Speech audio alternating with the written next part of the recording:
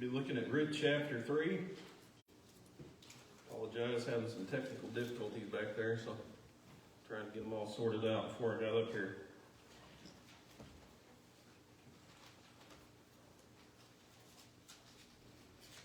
All right, question number 1 on your handout is, what about your reputation do you value the most and want to protect above all others? Integrity. Okay, integrity. What is, let's just start with the idea, what is a reputation? General opinion of others. Okay, an opinion, an evaluation maybe of other people. And is a reputation important? Yeah, why? God tells us so. Yeah, the Bible talks about the idea of a good name, right? What people think about us is important, and why is that? It affects our ability to influence people. You know, if we don't have a good reputation, nobody's going to listen to us. Yeah, and generally speaking, I mean, I understand that a person could have a reputation and that not necessarily be true about them, but generally speaking, have you found that the reputation that people have is generally who they are? Yes. Yeah, I think so, don't you? There's a few exceptions to that rule, but generally who people think you are is exactly who you are.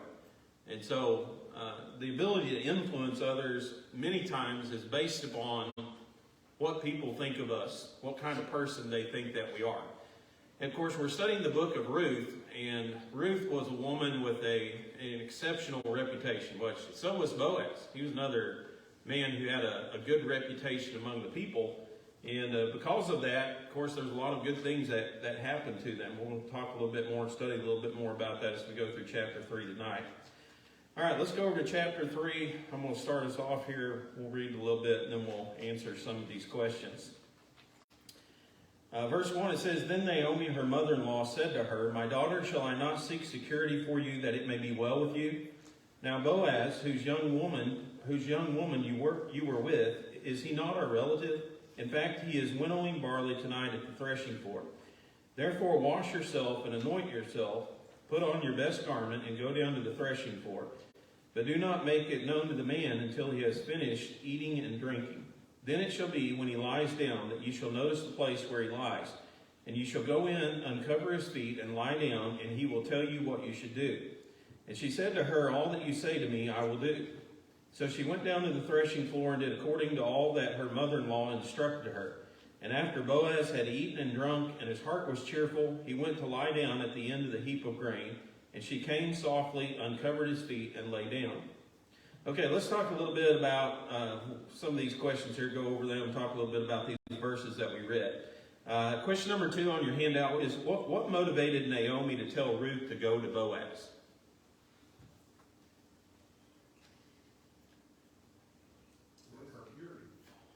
Okay, yeah, I read from the New King James Version, verse 1. She was looking for security, is the way that's translated there for Ruth. Does anybody have, what does some other versions say? The regular King James just says that it may be well with thee. Okay, it may be well with thee.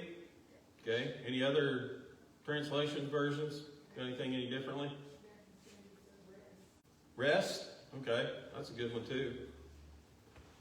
It is the idea really of rest, literally. When you go and you look up the Hebrew word, it's the idea of a resting place or a resting condition. And so a lot of times it's translated in the Bible as the idea of peace. You know, generally if you're at rest, you're at peace.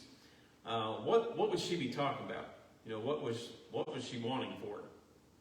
She was trying to get her married to this. I mean, basically it was, hitch yourself to this guy's wagon because he can take care of you. Yeah, you know, she didn't want Ruth, Naomi didn't want Ruth having to live the rest of her life that like they'd lived probably for the last couple months. You know, they didn't really have anything that was their own. They were relying upon other people for food to even exist and survive. And so she told her, she said, you know, I want you to have security. I want you to have rest. I want you to have peace. And generally, where are you most secure at? At home, right? Your own home, your own family. And, you know, a home's not the same thing as a house. A house is just a building.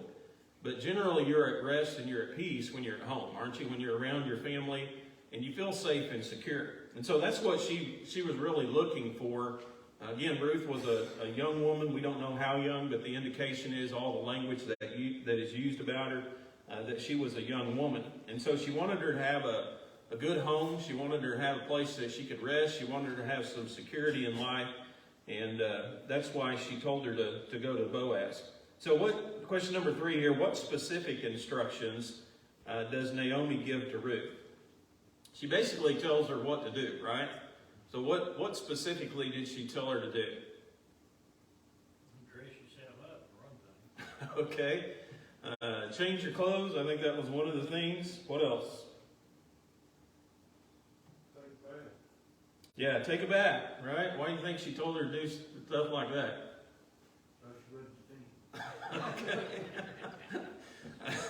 If you're trying to gain a guy's favor, right, you don't want to show up stinky and dirty. You want to put on your best clothes. That's what she told her to do. She said, wash yourself. She said, put on some perfume. You know, come to him in a presentable way, in an appeasing way. What are some other things she told her to do? Well, if you know where to go, watch him, make sure that he's comfortable, for one thing. Okay. Eating, drinking, feeling good. She told her I was stalking a man. Well, I don't know if it was stalking. It was some good advice, though, wasn't it? I mean, he actually makes kind of point. It's don't let him know you're there. Watching, and I am a little, maybe you can tell me the significance. I mean, I'm guessing that the uncover his feet, lay down his feet is like a sign of, you know, almost, I don't want to use the word subservience, but Yeah. Submission to his authority. But I am a little baffled at the wait till he goes to sleep and then sneak in there and lay down on his feet. Yeah, I'm not really sure why she chose that particular path, but there were a couple of things that she did tell her to do. She said, "Don't go to him until after he's eaten." Right? Why would that be? She wanted him happy. Are you guys happy whenever you're hungry? I mean, generally, if you're starving, you're in a pretty bad mood, aren't you? And she said, don't go to him till after he's laid down. Well, you know, when you lay down at night, that's probably, to me, you know, personally, that's one of the most relaxing parts of my day. You know, I enjoy every minute of it when I lay down and my head hits the pillow. I feel relaxed and kind of winding down. And so wait till he's done working, you know, wait till he's eaten and wait till he's laid down. And so she gave her very specific things, very specific pattern instructions in order for her to follow to try to meet with success. You know, we're talking about hiding and don't go in until after he's laid down, which I assume it would be dark. Verse 14 probably shed some light on that. Boaz said, don't let anybody see you leave. Leave before daylight. Yeah. And don't let it be known that you were on the threshing floor. So maybe it was somewhere she shouldn't be, really.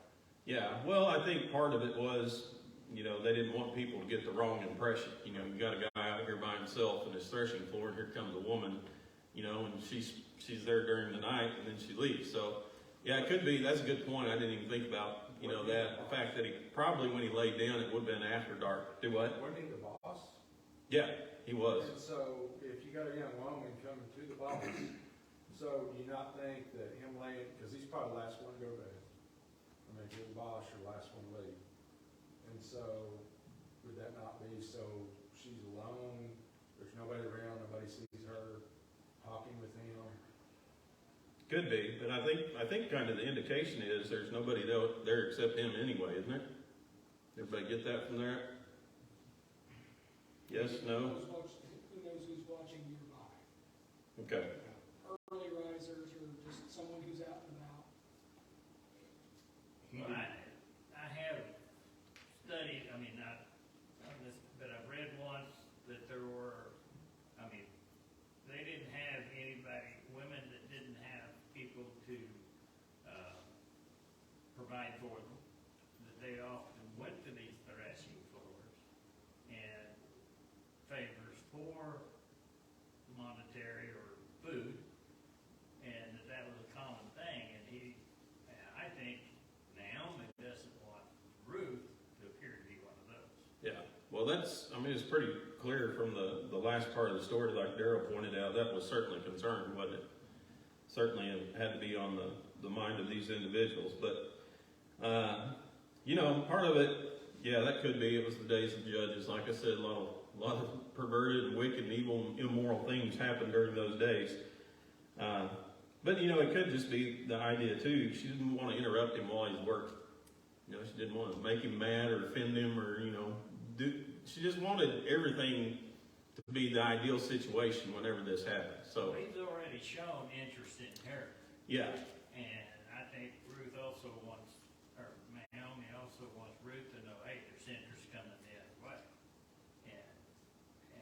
but do it in a fashionable manner. Yeah. Was that to protect his reputation or hers?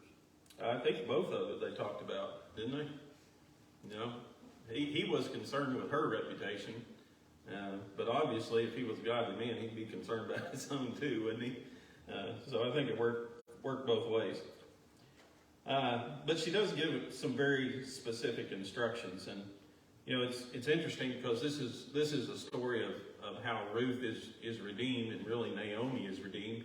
A lot of commentators point out, it's just kind of interesting idea. It's really the story of how a person is redeemed.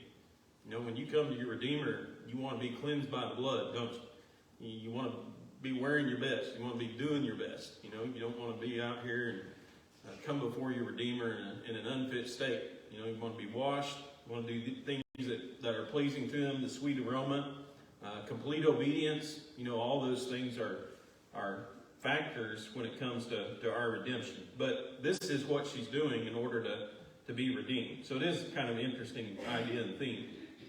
Question number 4 here. How does Naomi show kindness to Ruth? She's giving her good advice, trying to get the best for her. Yeah. So she basically, from what we're reading here, she comes up with this plan, doesn't she? And she puts it into effect. Now, is it going to benefit Naomi? Yeah, there's some benefits, but it's going to benefit Ruth way more than it's going to benefit Naomi, isn't it? She's going to be the one who gets most of these blessings, but because she's going to be blessed, Naomi is also going to be receive some of these blessings too. But she told her what she needed to do, and it seems kind of weird, I think, to us. But who usually arranged marriages in that day and age? Did individuals just pick for themselves? Parents usually had a good say, in who you were going to marry. Go ahead, brother. Ruth was she was Moab from Moab. Yeah. And the people of Israel, they did do what they wanted to during the Judges, but Boaz wasn't supposed to marry a woman from Moab. Was the fact that she'd been married to an Israelite man, did that make that different, or what was the rule on that? I don't know. And to me, that's a good question. But to me, sometimes we read these laws in general, and we don't always, we know what God wants us to know. So there's obviously, like you said, there's some other principles that come into effect, because nobody objected to it, that this was a Moabite woman, nobody should be marrying her. That didn't come up in any of the conversations. And Boaz here, if he's really a godly man, I think he would probably stay away from that area. But, the question always is, how is it that these people, were allowed to take part in the Israelite culture? And the only difference that I see in a lot of these stories is like Ruth here. We're reading about a proselyte. Okay, basically, she's given herself over to this nation and to this religion. And so it's not like a person out here, who was living in idolatry and doing bad things and stuff like that. And so my opinion is that if a foreigner proselyted, then they were incorporated into the Israelite government and laws and things. But as far as living outside, I don't think they had the right to do that. And that's kind of what God didn't want happening. So that's just my opinion, like I said. If somebody else, did I see another hand? I saw somebody else. So the parents, that's what we're talking about. The parents generally in that day and age had a lot to do with the marriage and who they were going to marry. So it really isn't that strange, in culture that Naomi would have some input for Ruth when it comes to, trying to help her get married here in this situation. So question number 5 here, how does Naomi refer to Boaz? Kinsman or near kinsman, but Yeah, so New King James Version, verse 2 there says relative. King James Version says kinsman. Yeah, and we kind of pointed that out last week. If you go back to chapter 2 and verse 20, Naomi talking about him. She says, this man is a relation of ours, one of our close relatives. And so what significance is there in that he was a close relative? He was their kinsman. The right of redemption. Yeah, remember we talked just briefly about the idea of the redeeming kinsman. The close relative who could buy you out of slavery, who could buy you out of debt. If you sold your land, they could repurchase your land, put it back into the family. Of course, every 50 years, that was supposed to reset the year of Jubilee, and all the land was supposed to revert back to, the original ownership, but obviously didn't always happen that day, in that day and age. But it was a little bit different because of who Boaz was. There was an added blessing and incentive, for her to marry this man. And, you go through this story and you kind of read, were there other men you think who would have married Ruth? Apparently was a good, decent looking woman. Yeah, well, I think you can kind of imply that from reading the story. But, Boaz says there in verse 10, he talked about you did not go after young men, whether poor or rich. So Boaz thought she was going to marry a younger guy, and evidently he thought there's plenty of other people out there, who would willingly marry this woman. The problem with that is she could have married somebody, but they couldn't have redeemed their property. And so that's really the kicker with Boaz here. You've got this guy, your close relative, who she can marry, and because he's your close relative, he can put you back on the map. He can restore all this property. He can buy it back and put you back up on your feet. we talk a lot about Naomi and Ruth and what this did for them. Have we discussed like the Boaz side? I don't hear any mention of he's a rich, well-to-do, well-thought of Israelite in Israel. Yeah. Where's his wife and kids? Yeah, that's a good question. Yeah, but there's no indication in the reading he has a wife or has any kids. A quick Google search said something about Isbin. Now, I don't know where that comes from. Some people think Isbin was Boaz, referred to it somewhere else, and I don't know, some of the Hebrew or something Bible's talking about a wife and child dying. So maybe, that's all theory. We don't know for sure. It's not in here, but maybe this was redeeming for him as well. This is a sort of a second chance on life, so to speak, and have offspring. Yeah, and he was an older guy too, Yeah. so that's quite possible. He could have had a wife and children. They died some way, just like read about Elimelech and his sons dying over there in Moab. So, Can I ask a question? yes, sir. Where does this come out that he was an older guy? Well, Did it say that somewhere, or am I missing it? yeah. Well, the fact that he talks about there in verse 10 that she didn't go after young men. So the indication to me is he's quite a bit older than she is. But I don't know the exact number. I don't even know how old she is. I just know she's young. And he calls her a daughter, when he talks to her. And it just seems to me too, as you go through the story, was there any any idea in Boaz's mind that he was going to marry this, or he might marry this woman? I mean, he's kind of overwhelmed, didn't he, whenever she asked? He kind of shocked at the proposal, I think. So there's a few things that were standing in his way. Maybe we'll talk a little bit more about that. But it's just, again, Dennis, I think it's just some of the language that's used. Well, I wondered if I missed it. Yeah, just in general. So, let's see here.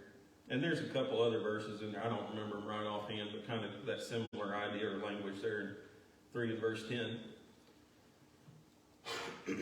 So this was the guy who could redeem her. Only a kinsman could do that. And so you had a tremendous opportunity that was laying here. So how does Ruth respond to Naomi's weird requests? Question number 6. Does exactly what she tells. Yeah, complete obedience. And again, you see this, the parallel between, if you're going to be redeemed, you got to completely obey, don't you? I mean, you got to do whatever's told you to do. Not just here, but actually do. And that would have been the hard part, is actually carrying out the things that Naomi asked her to do. So, question 7, what does Ruth's obedience to Naomi reveal about her character?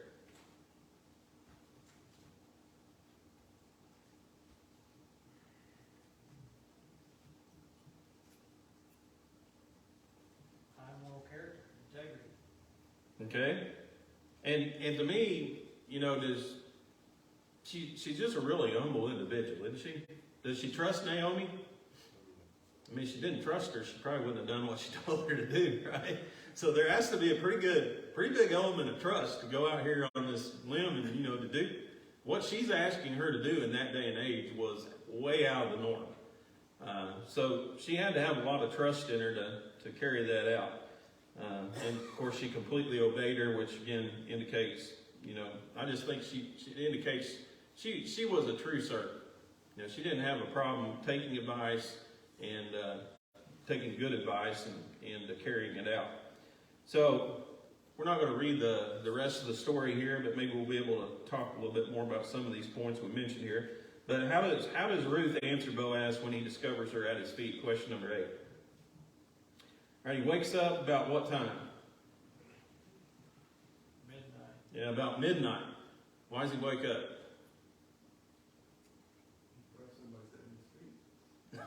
Okay. I was going to say his feet are covered. Yeah, his feet are uncovered, right? And she's laying at his feet. And so at midnight, it says, verse 8, New King James Version says he was startled. He turned himself, he looks down, and there's a woman. There's a woman lying there at the bottom of his feet. And so he naturally asked the question, who are you? He didn't have a clue what was going on here. So how does she reply? How does she answer him? Question 8. She said, I'm Ruth, your manservant. Yeah, and she tells him, I want you to take me under your wing because you're my close relative. And so in a nutshell, to put it in our terms, in our day and age, she proposed marriage to him. For a woman to do that to a man in that day and age, very unusual. And, the fact, again, I think that she was a younger woman to an older woman, the fact that she was a servant to her master, very out of character, very controversial for that day and age. But she basically proposes marriage, asks to share the same covering. And, did Boaz, did he have this in his mind? What do you think? No, I don't think so. I don't think there's really any indication that he did. Yeah, I think he thought, well, I'm helping him out, and I'm going to do the best that I can to, while during this difficult time for him, I'm going to do everything that I can to help him out. But actually marrying the woman doesn't seem like it really crossed his mind. And I think, again, part of that was the age gap that would have been between them. What was another thing that was standing in the way? There was somebody closer to him. Yeah, there was a closer relative, right? And so he knew that too in the back of his mind. So he's probably thinking, well, this is this guy's responsibility, and he's going to take care of it. Is that what you wanted to mention? Or? I was, but I was also going to say that, yes, he's a virtuous, godly man as far as we can tell, but this is the time of the judges. So if it was in wants to marry me, all right. He wouldn't have been like, look, there's somebody who has more claim, for lack of a better term, than I. You know, he was trying to be gentlemanly, for lack of a better term. Yeah. And also just the fact that he has the money and the clout. Like later on when you read when he actually follows through with this, Yeah. that's another indicator. There is no way 25-year-old guy at that time would be the head of what sounds like a pretty large venture financially. So yeah, he's got to be middle-aged at least. Yeah. I think, yeah, I would say that's safe to say, probably pretty old. I mean, honestly, just from looking at the story itself. But anyway, yeah, all good points. I had a note, I wrote down a note here. Most of our women are back in the back, but this is a good lesson for young women. Men are not mind readers. We have no idea what you want, right? You learned that from Ruth and Boaz. He didn't have a clue, right? She had to tell him. Had to tell him before he understood what was going on. So, question number 9 here. To what was Boaz referring when he said, "This kindness is greater than that which he showed earlier"? What was the kindness he was talking about that she showed earlier? I think the kindness of Naomi, right? Yeah, it was the fact that she left her country and her family to come back with Naomi and to take care of her, make sure that she was all right. And so what was the latter kindness that he was talking about there? Marrying him. Yeah, marrying him. And you think about this, was marrying him going to help Naomi too? It was, wasn't it? And I know we think about, or we don't talk about this probably a whole lot, but what do you think is a good reason to marry?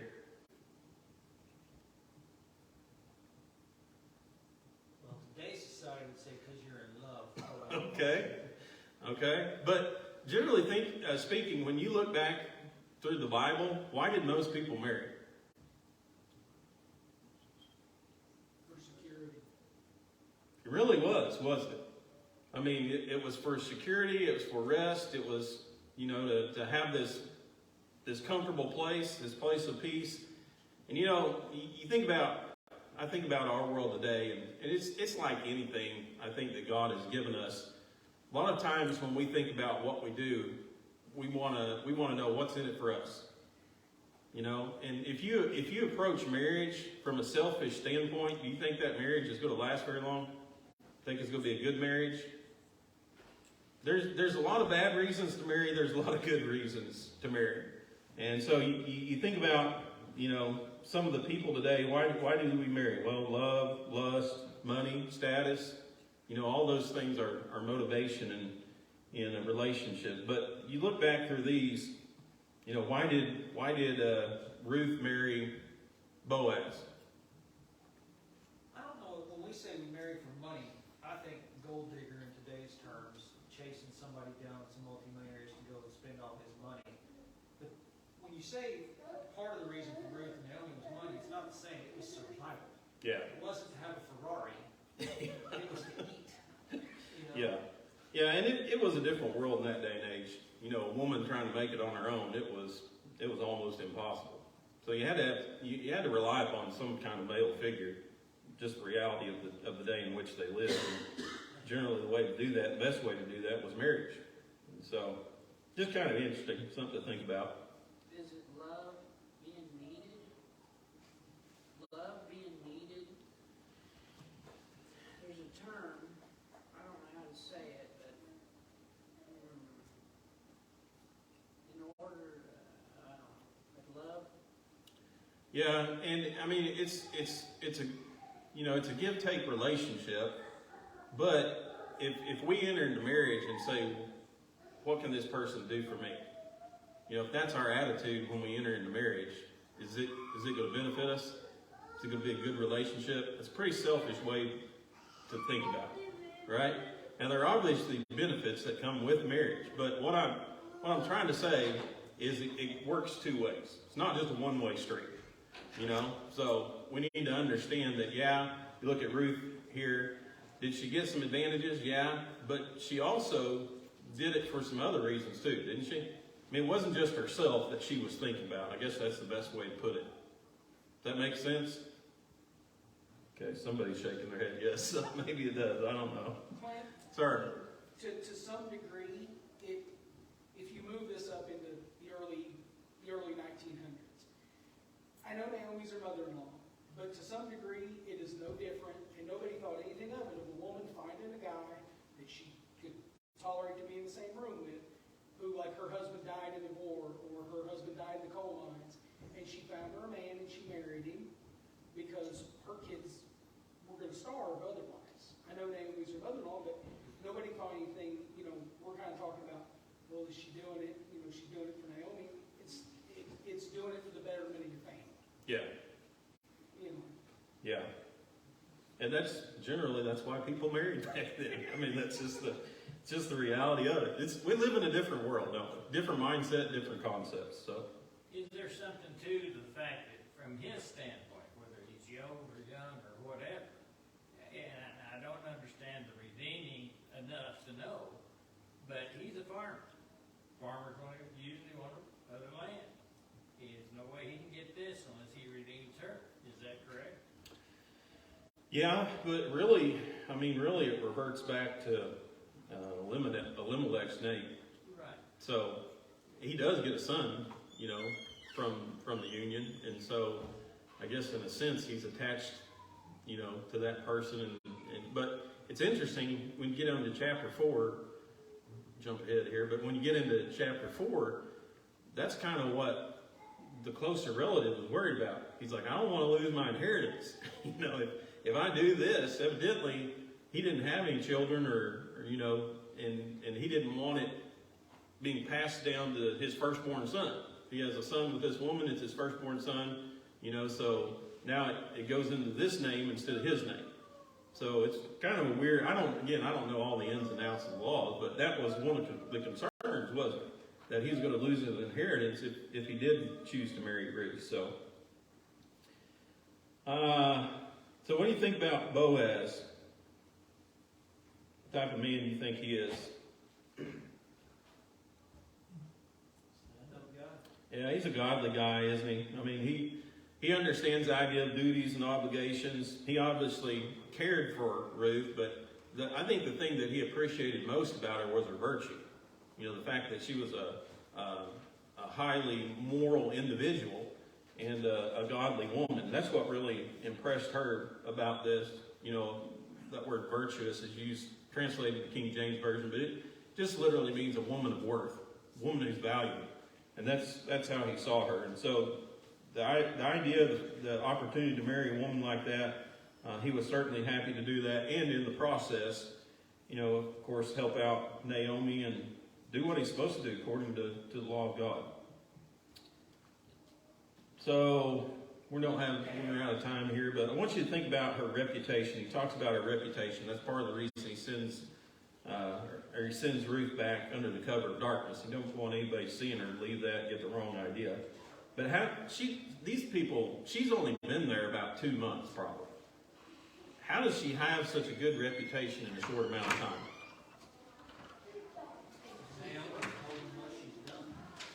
Yeah, it wasn't by pushing herself forward and blowing her own trumpet, was it? It's humility and service. That's what brought such a good reputation to her. Good lesson for us too. Okay, anybody got any thoughts, comments, questions before we end?